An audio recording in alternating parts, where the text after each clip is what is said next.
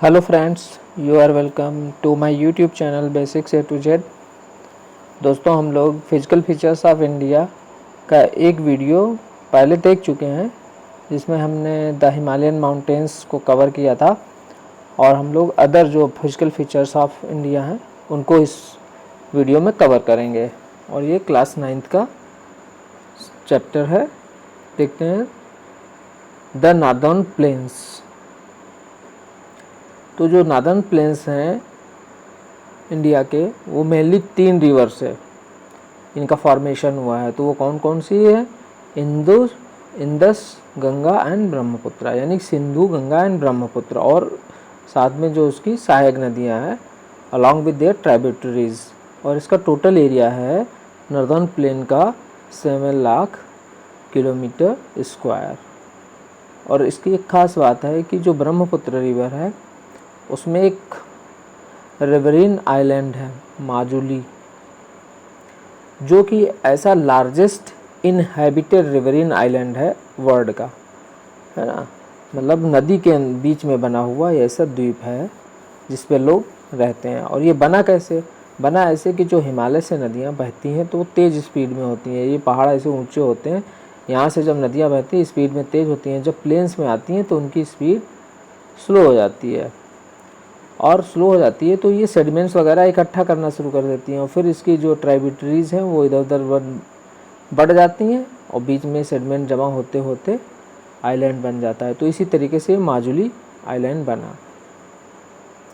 दोस्तों, देखते हैं जो नॉर्दर्न प्लेन है वो नदियों के आधार पे किन नदियों से बना है, किन नदियों के बीच में बना है, उसके आधार पे उसको डिवाइड किया गया है 3 पार्ट्स में। तो 1 बाय 1। पहला है पंजाब प्लेन्स, जैसे आप चित्र में देख रहे हैं ये पंजाब प्लेन्स, ये formed by Indus and tributaries. तो ये सिंधु नदी और उसकी सहायक नदियों द्वारा बना है जो पंजाब प्लेन है, इंडस एंड ट्राइब्यूटरीज से। दूसरा है गंगा प्लेन, तो नाम से दिख रहा है गंगा प्लेन है। तो ये गंगा प्लेन जो है घग्गर और तीस्ता नदियों के बीच में बना है। घग्गर और तीस्ता नदियों के बीच में है गंगा प्लेन, गंगा के द्वारा लाया गया मोस्टली इसमें सेडिमेंट है। तीसरा पार्ट है ब्रह्मपुत्र प्लेन, जो ये असम में है, ये वाला है। तो इतना ये 3 भागों में बटा है नदियों के आधार पे। और इसके अलावा कुछ टर्म्स हैं वो भी हम देख लेते हैं। जैसे दोआब नाम आपने सुना होगा, दोआब। तो 2 प्लस आब, मतलब 2 मीन्स 2, आब मीन्स वाटर, यानी कि जहाँ पे 2 प्रकार का पानी हो, 2 नदियों से आ रहा हो पानी, तो वो दोआब है ना। मान लीजिए ये है कोई एरिया, एक ही नदी है और एक नदी है, तो ये एरिया है दोआब। इसी तरीके से पंजाब प्रांत का नाम आपने खूब सुना है, पंजाब स्टेट है। पंज मीन्स 5, आब मीन्स वाटर, पहले भी जान चुके हैं। तो जहाँ पर 5 नदियों से पानी आ रहा हो, जैसे है ना, इंदस यानी कि सिंध, रावी, झेलम, चिनाब, व्यास, ये 5 नदियाँ हैं, उनसे आता पानी इस एरिया में, तो वो पंजाब बन गया। जो गंगा प्लेन हमने देखा अभी वो है घग्गर और तीस्ता नदियों के बीच में। और जो इसका एरिया है गंगा प्लेन का, वो देखिए किस किस स्टेट में रहता है। Haryana, Delhi, UP, Bihar, partly Jharkhand and West Bengal, जैसा कि चित्र में दिखाया, इतने एरिया को ही कवर करता है। थर्ड पार्ट है Brahmaputra plain, particularly in Assam में है ये। According to variation in relief features, मतलब उसकी आकृति में, अगर जो मैदान है उसमें जो उसकी आकृतियों में फ़र्क है उसके आधार पे, according to relief features it has been divided into 4 regions. तो ये बहुत इंपॉर्टेंट 4 रीजन्स है, तो उनको बारे में समझ लीजिए। नंबर 1 भाबर, तराई, बांगर एंड खादर, ये 4 है। तो हम 1 बाय 1 समझते हैं। नंबर 1 भाबर में क्या है? Deposition of pebbles in a narrow belt of about 8 to 16 kilometre. तो आपने जैसा पढ़ा है जो हिमालयन माउंटेन है ये, उसमें सबसे बाहर वाली ये शिवालिक रेंज है। शिवालिक रेंज के बाद में कंकर पत्थर जमा होते रहते हैं। इसकी चौड़ाई करीब 8 से 16 किलोमीटर है। इसमें कंकर पत्थर जमा होते रहते हैं, जो यहाँ से इन लेयर्स इधर से बह के आते हैं, यहाँ जमा होते रहते हैं कंकर पत्थर इस एरिया में। तो ज़्यादातर क्या होती है जो स्ट्रीम्स हैं, वाटर स्ट्रीम्स हैं, वो आती हैं और कंकड़ पत्थर जमा होने के कारण वो इसमें अंदर वैनिश हो जाती हैं, गायब हो जाती हैं, डिसअपियर हो जाती हैं। फिर इसके आगे का एरिया है तराई। तो यहाँ पे यहाँ पे जैसे ही स्ट्रीम आती हैं वो गायब हो जाती हैं, फिर इसमें इमर्ज होती हैं आके इस एरिया में, तराई एरिया में इमर्ज होती हैं। तो जी ये कंकड़ पत्थर वाला एरिया है, यहाँ पे कंकड़ पत्थर जैसे जमा हो जाते हैं और ये इसकी जो है 8 से लेकर 16 किलोमीटर तक चौड़ाई है। इसको कहते हैं भाबर एरिया। दूसरा है तराई या लो लैंड एरिया, यानी कि पहाड़ों के पास जस्ट जो उनसे कांटेक्ट में है वो है भाबर एरिया। और उसके बाद आता है, ये पहाड़ है, इनके जस्ट ये भाबर है जहाँ कंकड़ पत्थर जमा रहते हैं। उसके बाद तराई एरिया आता है। तराई यानी कि तराई एरिया से समझ आ रहा है कि यहाँ पे काफ़ी पानी रहता होगा। ये इसकी चौड़ाई करीब 15 से 30 किलोमीटर है और ये एक ऐसा एरिया होता है wet swampy and marshy region, मतलब यहाँ पे पानी की बहुतायत है। There was water in abundance, wet swampy and marshy region है और ये भाबर से साउथ में होता है। ये भाबर एरिया है, उससे ये साउथ में है, इंडिया के साउथ में है तराई रीजन। और ये जब यहाँ पे पानी है, वेट स्वैम्पी एंड थिक है, तो यहाँ पे खूब वेजिटेशन होता है, बायोडाइवर्सिटी भी काफ़ी है, तो थिक वेजिटेशन होता है और वाइल्ड लाइफ भी काफ़ी होती है। तो हुआ क्या, बाद में इस फॉरेस्ट को काट पीट कर वहाँ पे एग्रीकल्चर लैंड बना ली गई, क्योंकि यहाँ पे कंकड़ पत्थर उसमें नहीं होते हैं उतने, और पानी की उपलब्धता है, water was in abundance there, so it is useful for agriculture land. और जब भारत और पाकिस्तान का डिवीज़न हुआ तो जो लोग आए उधर से उनको इस एरिया में बसाया गया, जंगल को काट के उनको यहाँ पे ज़मीन दी गई और लोग यहाँ पे रहने लगे। तीसरा एरिया है भांगर। भांगर एरिया क्या है, जो तराई के बाद में जो प्लेन आता है, तो नदियों से जो इसमें क्या है, यहाँ पे लार्जेस्ट पार्ट है ये नदन प्लेन का, जो ओल्डर एलुवियल, मतलब जो पुरानी जलोढ़ मृदा है, यानी कि नदियों द्वारा लाई गई मिट्टी जो काफ़ी पुरानी है।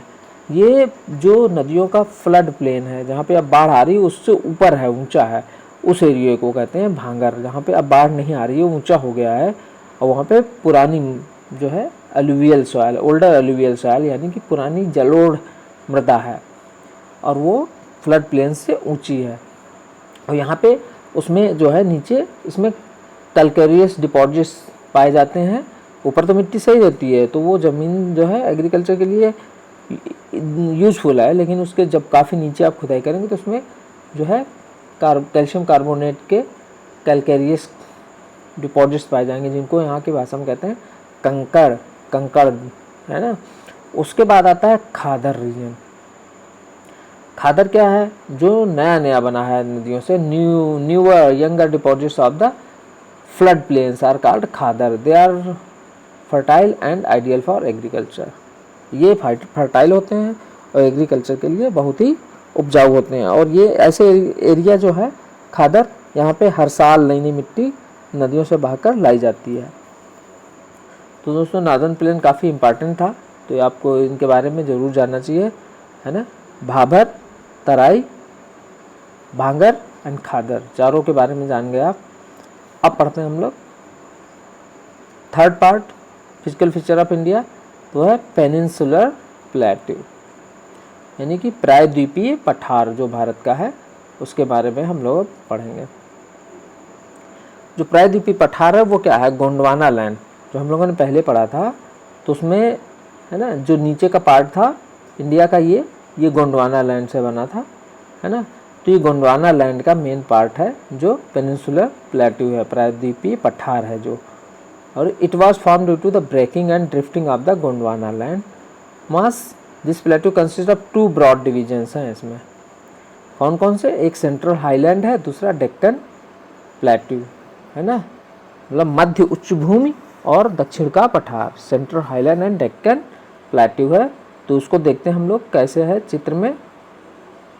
तो यहाँ पे आप देखेंगे सबसे खास बात, यहाँ पे ये नर्मदा रिवर है, ये नर्मदा रिवर है।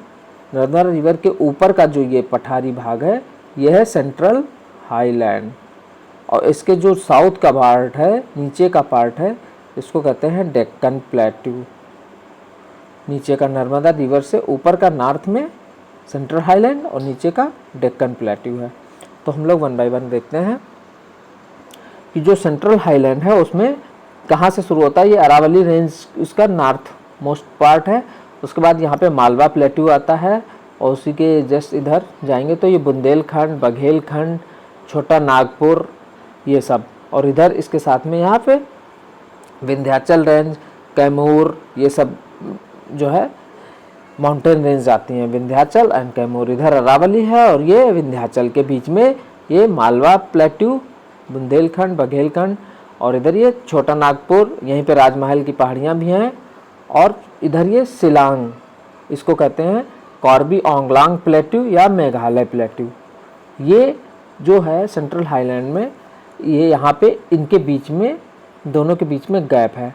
छोटा नागपुर और शिलांग आइलैंड के बीच में ये गैप है, इसको कहते हैं मालदा गैप, है ना। ये पूरा कंटिन्यूअस नहीं है, यहाँ तक तो है ये एक तरीके से छोटा, थोड़ा ऊंचा और नीचा प्लेट्यू, लेकिन यहाँ पे गैप है, तो ये गैप कहा जाता है मालदा गैप। और उसके बाद इधर ये कॉर्बी ओंगलांग या मेघालय या शिलांग प्लेट्यू है। तो ये पूरा इतना एरिया ये आता है सेंट्रल हाईलैंड में। अब देखते हैं नीचे का डेक्कन प्लेट्यू जो है। डेक्कन प्लेट्यू का है वो पार्ट नर्मदा रिवर से, ये नीचे का पार्ट, ये सब पूरा डेक्कन प्लेट्यू है।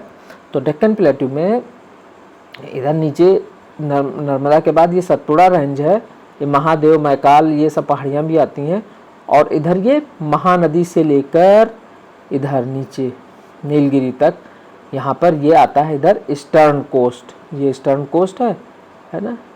और इधर ये वेस्टर्न कोस्ट, नर्मदा से लेकर यहाँ तक ये वेस्टर्न कोस्ट, ये ईस्टर्न कोस्ट। तो इसमें देखिए यहाँ पे ये महाराष्ट्रियन पठार है, महाराष्ट्रियन प्लेट्यू या लावा प्लेट्यू कहते हैं। यहाँ पे कन्नड़ प्लेट्यू है, यहाँ पे तेलंगाना प्लेट्यू है, और इधर दंडकारण्य प्लेट्यू है। और जो वेस्टर्न घाट है उसको देखिए, उसमें ये जो इधर यहाँ पे गोवा से इधर के पास में है, गोवा से आगे तो ये कोंकण, और उसके बाद ये इधर केरल से इधर नीचे का मालाबार कोस्ट। ये नाम याद कर लीजिए, बहुत पूछा जाता है कि ये किस में है, वेस्टर्न घाट में है कि ईस्टर्न घाट में। और इधर ईस्टर्न घाट में ये नदन सरकार और कोरोमंडल कोस्ट। इसके अलावा और भी नाम है यहाँ पे, उत्कल है ना, उत्कल कोस्ट, वेंगी कोस्ट, लेकिन मेन आप नाम जरूर याद कर लीजिए इतने। और जो घाट है वेस्टर्न घाट, उसकी सबसे ऊंची चोटी है अनाईमुडी, जो कि 2695 मीटर्स है, जो सबसे बड़ी ऊंची है अनाईमुडी। और ये किसमें, कार्डामॉम हिल्स में है। यहाँ पे कार्डामॉम हिल्स है, उसी में ये है अनाईमुडी रेंज। अनाईमुडी हिल है सबसे ऊंची 2695। उसके बाद दूसरे नंबर पे है दोदा बेट्टा। और जो ईस्टर्न कोस्ट में है वो वहाँ पे सबसे ऊंची है महेंद्रगिरी, जो कि करीब 1501 मीटर की है ऊंचाई में। तो आप वेस्टर्न एंड ईस्टर्न कोस्ट की कौन सबसे ऊंची है माउंटेन वो याद कर लीजिए। और ईस्टर्न कोस्ट ये महानदी से लेकर इधर नीचे नीलगिरी तक पाया जाता है। और इनके कोस्ट भी याद कर लीजिए, ये नदन सरकार, कोरोमंडल, वेस्टर्न कोस्ट में ये कोंकण और ये मालाबार कोस्ट। आगे देखते हैं दोस्तों।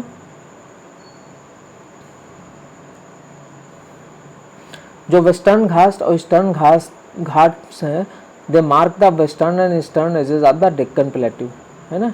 ये डेक्कन प्लेट्यू है तो इसका ये वेस्टर्न घाट और ईस्टर्न घाट जो है ये मार्क है डेक्कन प्लेट्यू का पूरा, इसका ये इधर वेस्टर्न इधर ईस्टर्न। जो वेस्टर्न घाट है वो ऊंचा है, जो इधर वेस्टर्न घाट है ये ऊंचा है, उधर ये नीचा है। तो इसीलिए ज़्यादातर नदियाँ इसी इधर को फ्लो करती हैं। इधर को दो ही ये नर्मदा ताप्ती जा रही हैं और सारी इधर को फ्लो होकर बे ऑफ बंगाल में जाती हैं। जो वेस्टर्न घाट है उसमें थाल, भोर एंड पाल घाट भी हैं, है ना। ये पासेज भी हैं, थाल, भोर एंड पाल पासेज, या ये किसमें, वेस्टर्न घाट्स में है। और वेस्टर्न घाट्स जो है ऊंचे हैं, तो पहले ही बता चुके हैं। ईस्टर्न घाट्स जो है महानदी से लेकर नीलगिरी तक है साउथ में। इसकी सबसे ऊंची चोटी जो वेस्टर्न कोस्ट की है वो एनाइमोडी है ना। दूसरी वेस्टर्न कोस्ट में दोदा बेटा है 2637, ये भी वेस्टर्न घाट में है। महेंद्रगिरी है हाईएस्ट पीक ईस्टर्न घाट में। उसके अलावा सेवराय हिल्स और Javadi hills, Shevaroy hills and Javadi hills जो है ईस्टर्न घाट में होती हैं। ईस्टर्न घाट में है सेवराय और जवादी हिल्स, ये ध्यान रख लीजिएगा, पूछा जाता है ईस्टर्न घाट में। उसके आगे देखते हैं दोस्तों, fourth physical feature of India, the Indian desert. तो आपको मालूम है इंडियन डेजर्ट कौन है? थार डेजर्ट है जो कि राजस्थान में है। और वो आप चित्र में जैसा देख सकते हैं यहाँ पे जो अरावली रेंज है इसके ईस्ट साइड में है ना, क्या कहेंगे, नॉर्थ वेस्ट साइड में पाया जाता है। तो वेरी लो रेनफॉल होती है यहाँ पे, 150 mm से भी कम होती है पर ईयर। और इसका क्लाइमेट जब जैसा है, डेजर्ट है तो एरिड क्लाइमेट है, लो वेजिटेशन है। और यहाँ पे कोई भी रिवर ऐसी नहीं है जो इसमें पूरा इसको पार करके अरेबियन सी तक जाए। सिर्फ लूनी ऐसी है जो सबसे बड़ी यहाँ की रिवर है। और यहाँ पे जो क्रिसेंट शेप ड्यून्स हैं उनको कहते हैं बार्चन्स, है ना, बर्चन्स। कवर जो बर्चन्स है वो कवर करते हैं लार्जर एरिया। आप उस एरिया में जाइए तो आपको दिखेंगे ये बार्चन्स, क्रिसेंट शेप्ड ड्यून्स, इनको कहते हैं बार्चन्स। फिर नेक्स्ट देखते हैं दोस्तों, द कोस्टल प्लेन्स, जो समुद्र तटीय मैदान है वो देखते हैं। तो वेस्टर्न कोस्ट की साइड में जैसा आप अभी पढ़ चुके हैं कोंकण, कन्नड़ एंड मालाबार, है ना। कोंकण मुंबई गोवा के पास में, उसके बाद कन्नड़ कर्नाटक और उसके बाद केरल वाला मालाबार कोस्ट। ये 3 भागों में वेस्टर्न कोस्ट है। और ईस्टर्न कोस्ट में आप पहले से पढ़ चुके हैं नादन सरकार और कोरोमंडल कोस्ट। और ईस्टर्न कोस्ट में चिल्का झील है, लेक चिल्का जो उड़ीसा में है, और ये लार्जेस्ट साल्ट वाटर लेक है इंडिया की। लास्ट पढ़ते हैं दोस्तों, द आइलैंड्स। तो आप जानते हैं Lakshadweep and Andaman Nicobar islands India में है। जो लक्षद्वीप है वो अरेबियन सी में है। तो Lakshadweep island lying close to the Malabar coast, Malabar coast के पास में है। जैसा आपने देखा है इंडिया में ये नीचे का यहाँ मालाबार कोस्ट है, तो यहीं पे लक्षद्वीप इधर है। तो lying close to the Malabar coast of Kerala, और ये कोरल रीफ से बने हुए हैं, कंपोज्ड ऑफ कोरल रीफ्स। और पहले इनको जाना जाता था लक्काद्वीप, मिनिकॉय एंड अमीनदेवी, लेकिन 1973 से इनका नाम बदल दिया गया लक्षद्वीप। और इनका एरिया है 32 किलोमीटर स्क्वायर, और इसमें टोटल जो है लक्षद्वीप में आइलैंड्स हैं 36। और इसकी कैपिटल है कवरत्ती। यहाँ पे एक आइलैंड है पिट्टी आइलैंड, जिसपे कि कोई रहता नहीं है, लेकिन ये एक बर्ड सेंचुरी है। और ये जो लक्षद्वीप आइलैंड्स हैं मेनली कोरल रीफ से बने हैं। तो हम लोग कोरल रीफ्स को भी ब्रीफ में देख लेते हैं, है ना। They are 3 type of coral reefs, है ना, fringing reef, barrier reef and atolls. तो क्या होता है, कोई आइलैंड होता है, उसके जब उसके सीशोर के किनारे किनारे एकदम जो रीफ बनती है उसको फ्रिंजिंग रीफ कहते हैं। फ्रिंज का मतलब होता है किनारे किनारे एकदम। और कभी कभी क्या होता है, जब ये आइलैंड है उससे काफ़ी दूरी पे रीफ बनती है, ये बीच में एक आइलैंड है, थोड़ा दूर पे बनती है, तो उसको कहते हैं बैरियर रीफ। और इससे क्या होता है, ये एक लैगून बन जाती है, ये बैरियर रीफ है, जैसे ऑस्ट्रेलिया की ग्रेट बैरियर रीफ। फिर थर्ड है एटॉल्स। एटॉल्स में क्या होता है, बीच में आइलैंड वगैरह तो नहीं दिखता, लेकिन इस तरीके से छोटे छोटे आइलैंड टॉप्स ये दिखते हैं, आइलैट्स दिखती हैं, है ना, जिनके बीच में घुसना मतलब नामुमकिन जैसा होता है, जहाज वहाज जा सकते हैं।